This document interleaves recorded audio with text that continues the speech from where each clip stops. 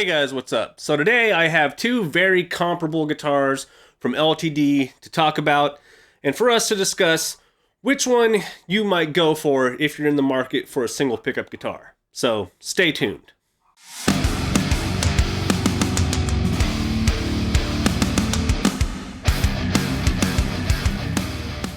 Alright guys, so a couple weeks ago I put out a video where I talked about the value, the merit, the allure of a single pickup guitar. And in that video, I featured this Mick Thomson MT-1, this signature guitar from the guitarist from Slipknot. And I also mentioned that other guitars on the market had similar features, similar setups, and were geared towards the modern metal community, and one of which is the JM-1, the Josh Middleton Signature, the guitarist and lead singer of Sylosis. So both these guitars, on paper, look very similar in terms of what they have and what they're spec'd for. And I think that makes sense because both these guitars kind of are aimed towards a niche of player who is looking for a really kind of clean-looking, simple setup with not a whole lot of flair. And even though, aesthetically, these aren't super similar, they do have similar shapes, they do have similar features, like I said, and I think they are kind of geared towards the exact same consumer. Now for the Josh Middleton guitar, it is the classic ESP Mirage shape, the M shape, in the LTD verse, and it is that classic flat top Strat style. This is a bolted on 3-piece roasted maple neck. It's got the reverse headstock, it's got LTD branded locking tuners, it has a 14-inch radius fretboard with stainless steel frets. It has a Goto recessed tunematic bridge, and it has the Fishman modern pickup. Now, I've already done a video dedicated to just this guitar when I got it, and it has similar features, but a little bit different in certain ways. Now, it does have the single pickup, but it has the single Mick Thomson Signature Fishman, and it does have the, locking tuners, but they happen to be a hip shot brand, on the reverse headstock. Now this is the Horizon shape though. This is the Horizon shape with the, the contoured body, the ash body with, I believe, a maple top on this one. This is a flame maple veneer, I believe, on top. No, this is a flame maple top on top of, I believe, an alder body. And, where the real differences lie that matter is this is a compound radius, so this is a 12 to 16. This has a Graphtec nut, whereas this has a molded plastic nut, apparently. I do think that nut is kind of an important thing, and I do prefer the Graphtec over the plastic.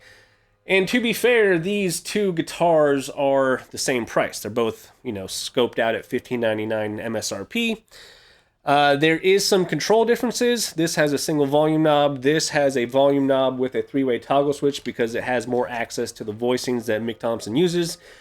Now, I'm not currently in possession of any of the amps that Mick Thomson uses, or has used, at least famously.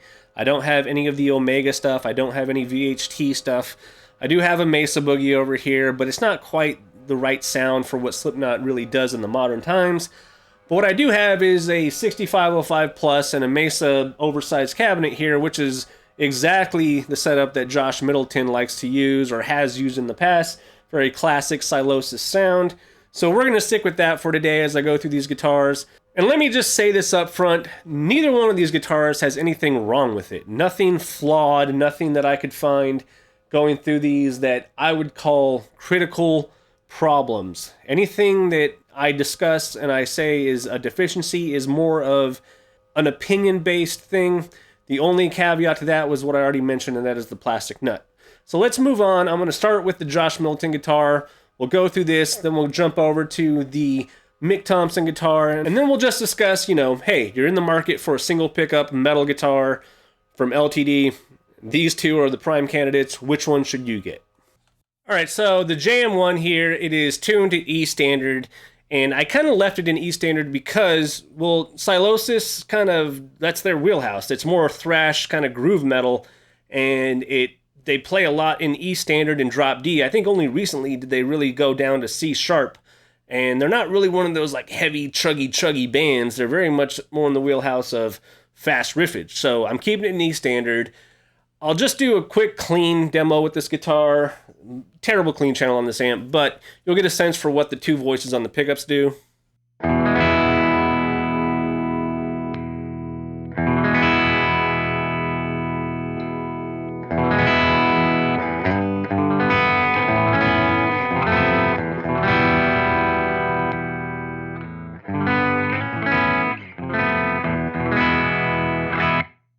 Now, for clean tones, Voice 2 is just way better. It's softer on the top end. It's got way more bottom end. And that's just kind of how the Fishmans roll. The Voice 1's always going to be that active, tight, meant to be, gained out kind of thing. Whereas the Voice 2 is going to be your passive, kind of more softened, just slightly rolled off voice. And so, like, playing any kind of clean tone stuff,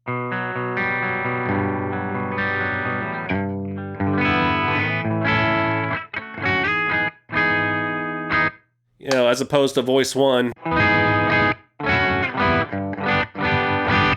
has way more mids, got a little bit more of that like kind of nasally thing going on, and way less bottom end. So clean tones are cool. This guitar is meant for the metal. So we're gonna roll over to the red channel, and this is kind of where this guitar shines. So here we go.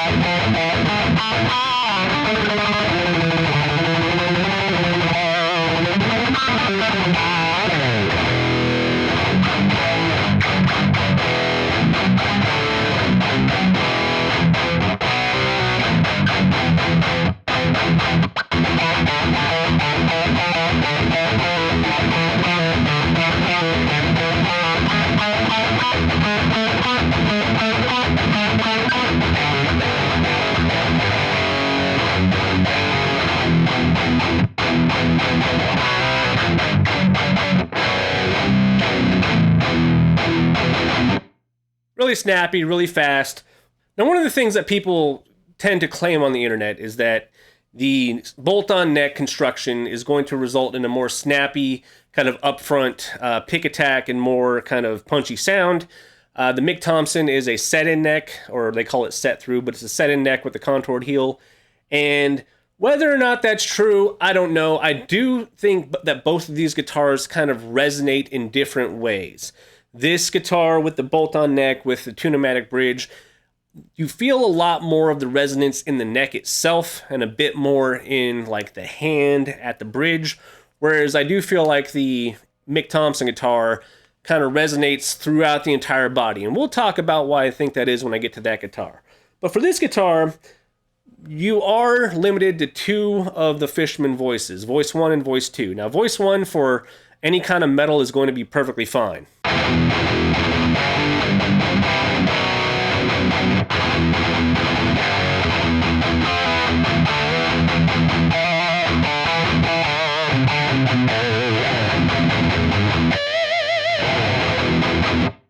Voice 2, similar tone, just a little softer on the top end, and you get a little bit more like woof out of the bottom end. And not as much output, so not as much saturation.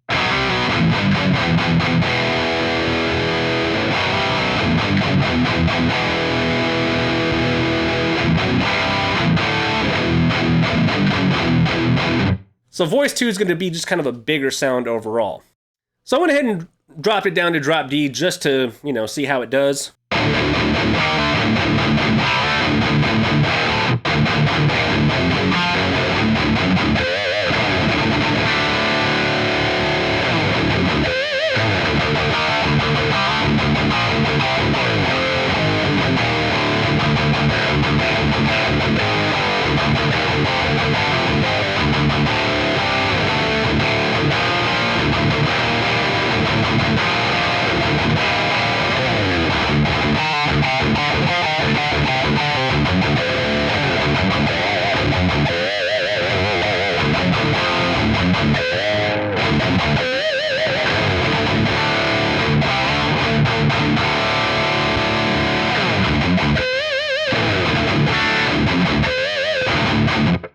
I actually think voice 2 does better with pinched harmonics. I think just because it doesn't get quite so compressed at the top end. I don't know. That's kind of weird. I never noticed that. But voice 1 or 2 and drop D on this guitar are perfectly fine.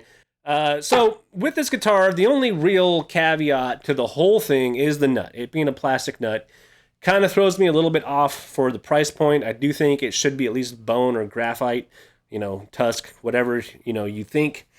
Beyond that, some people harp on the bolt-on neck. Like I said, I think it's just a different strokes for different folks in terms of what you like. The Mirage shape has always traditionally been a bolt-on neck, especially in the olden times. I do think that the recessed tunematic bridge is a really great feature for this guitar. It allows that action to be really low. It allows you to get that bridge down a bit, especially so you don't, with this string through design here, you don't get the strings resting on the back of the actual tail, or the back of the actual bridge itself. There's no tailpiece, so you can't even adjust that. But with it being recessed in the body, it's just super comfortable. It plays like, you had a fixed hardtail bridge. Additionally, these tuners, perfectly fine. LTD brand, they work as well as any other tuners. I do think with the Mick, it's a nice touch that they went aftermarket with the hip shots. I do think the hip shots look meaner, but in terms of functionality, they both work pretty much the same. Now, one of the things that I will say this guitar has over the Mick Thomson Signature is the actual aesthetic. This like cherry blood burst thing with the maple cap here. This thing is beautiful. This thing is amazing looking in person. And with the white binding around the neck and how it's just all configured, I think it looks like one of the best guitars that LTD makes right now in terms of like strat shapes. I think that the nut could have been black. I think I've seen a couple people, they wish the nut was black instead of white. I don't really mind it. I would just prefer to have it be not plastic. So those are my initial thoughts on this guitar. It plays immaculate. It feels immaculate. It feels as good as any other guitar I've ever had. The resonance in the hand on this feels good. Like I said, it feels more like it's on the neck and a little bit kind of forward, not so much in the body. Some people like that. Some people don't. Some people prefer the resonance to be kind of, hitting them in the chest. And we'll talk about the Mick Thomson and why that guitar might be more for you if that's your particular style of feel for a guitar. Now, if you want to see a dedicated video on this guitar, I'll link it up here. But otherwise, the Mick Thomson guitar is very much as close to what I would say is custom spec as you can get for a production model guitar, especially from LTD. It does have the Graphtec nut. Big point there. In terms of the bridge, it is a high mass, fully brass, hip shot, Ibby style bridge. So it's the Ibanez style high mass bridge.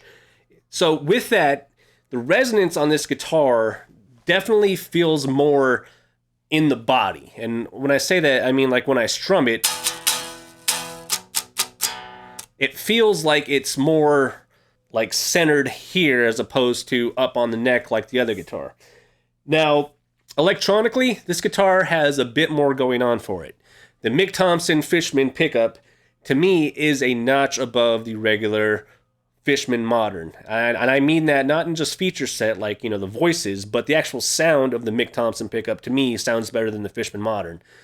That's just my opinion. But with this guitar, you get not only the voice one, you get a voice one with a bass boosted, kind of a bass expanded, kind of low end, and then you get voice 2 all within the 3-way toggle switch.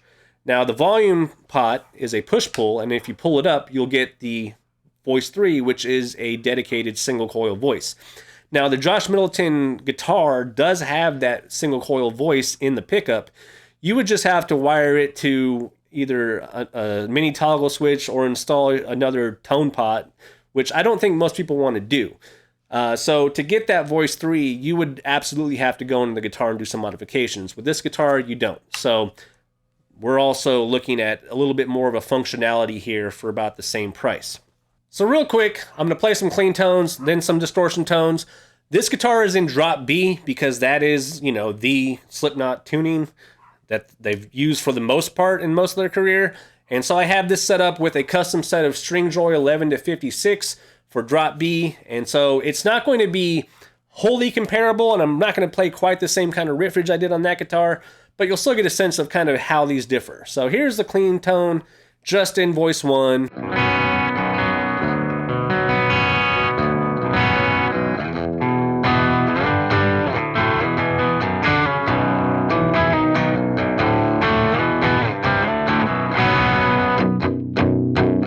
So voice 1 has the output, it has the saturation, but it doesn't quite have the mid-range that the Fishman Modern does on this particular pickup set. So let me go over to voice 2.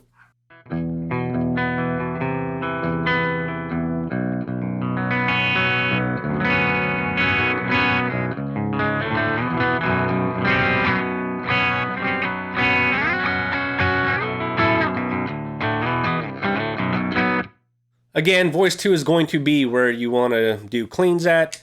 Voice 1.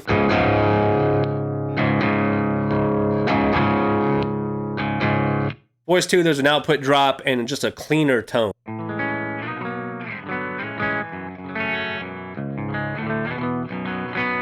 This pickup in general just has a much rounder low end, just overall. All right, so I'm going to quickly turn on voice 3 just so you can hear that single coil spank.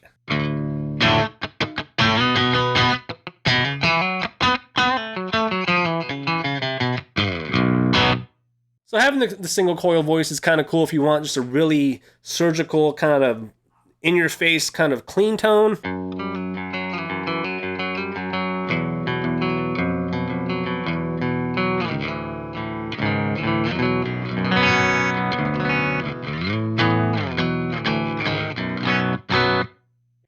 It really doesn't get any better than like a single coil tone if you want really crystal clear cleans on recordings.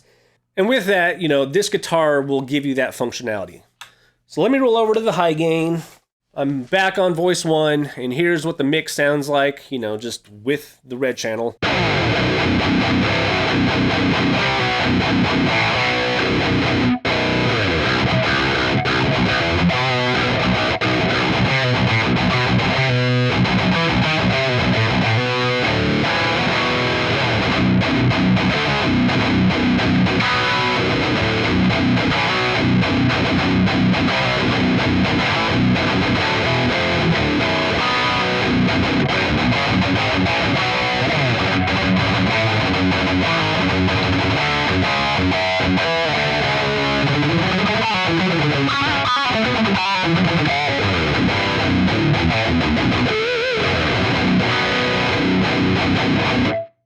Voice 2.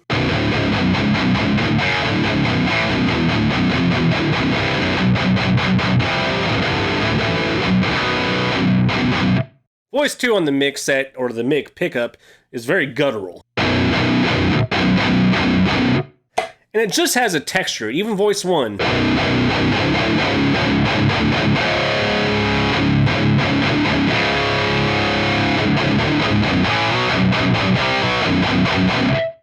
The pickup overall just has this like real kind of just chewy texture that, you know, isn't flubby. It's actually pretty tight. It kind of breathes a little bit more than the Fishman Modern. So in that regard, if you're going to tune down, I would say that the Mick Thomson guitar is going to be a better candidate for tuning down, especially to like C or B. Whereas I think the Josh Middleton guitar really is geared for that, like, you know, drop D, E standard kind of riff zone. With that said, you could do either on either one. They're both 25.5-inch scale lengths. I just think I'm more comfortable in this guitar with a little bit of a lower tuning. It came in E standard, but it definitely holds its own with lower tuning. Now, the one area where this guitar is a little bit lackluster for some is the aesthetic look. It is a single kind of monotone gray, gunmetal gray look. It has a sparkle in it. There's actually, like, you know, a nice kind of flecky sparkle in there. It's not super loud though, but in person it looks better than it does on camera or even in pictures. I can guarantee you that. Again, they're both reverse headstock. They both look very modern metal-ish, but the aesthetics of the Josh Middleton, that flame is just very hard to beat in terms of just eye-popping looks.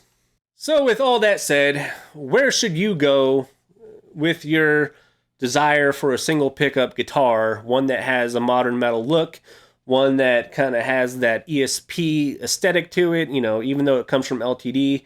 Where are you looking to spend your money? Because these guitars aren't necessarily cheap, but they're also not custom shop level instruments, even though they play pretty close, if not almost as good as a lot of custom shops that I've played. My opinion is, for the money, this guitar, the Mick Thomson, is just a little bit more of a bang for your buck kind of guitar in terms of feature set and what it comes with. Even though I think the locking tuners work pretty much on par with each other, the aftermarket aesthetic and the hip shot just, reputation is a bit nicer. Again, hip shot high mass bridge, I think it resonates a little bit better with the guitar. I think it fits a little bit better in like the response of the guitar. It just feels very solidly built. And additionally, I do think the added functionality from the single pickup having 3 voices, even with that bass boost, which I don't really use, but it's there if you want it, it just gives you that little extra that you don't get from the Josh Middleton. Now, I don't think the Josh Middleton guitar is a slouch by any means. In fact, it's a very slim margin that I'm giving it to the Mick Thomson, and that's only for my own personal preferences. When it comes to this guitar isn't going to give you quite the option paralysis in terms of having those extra functionalities from the pickup that you might not even use. I hear that people don't even use the single coil voice, like hardly ever on a lot of these Fishman builds. And so this guitar, single push pull, there's less room for error in terms of, something breaking. So no switch, nothing you have to diagnose. It's a straight pickup to volume pot to, output jack, and you're done. So in that regard, that simplicity might be more in your wheelhouse. Additionally, like I said, this guitar just to me looks a little bit better in terms of just eye-popping and eye-catching aesthetic. I do like the binding around the neck. I even like the way these offset inlays look. The Mick Thomson has no inlays. That's also kind of a cool thing for some people. Both have stainless steel frets, so there's that. The one glaring thing that's always going to kind of throw me for a loop is the nut. I don't think a guitar in this price range should have a molded plastic nut. I think it should have a Graphtec or bone nut. The Mick Thomson has the Graphtec nut, and I think that's just a much better situation. Beyond that, you might not like the idea of a bolt-on neck, and I can see why. The upper fret access to me is just fine on this. It's a little bit better on the Mick. He's not even really that much of a lead player, but he has it. So, interesting choice. When all is said and done, if you were to get either one of these guitars, you would be well served by, your choice. You would absolutely have a guitar that does what it's supposed to do for what you want it to do. With that said, I'm just going to play some more thrashy riffs on the Josh Middleton, and I'll leave you guys to discuss in the comments and tell me how I'm wrong and or right. Hopefully right. So anyway, see you guys later.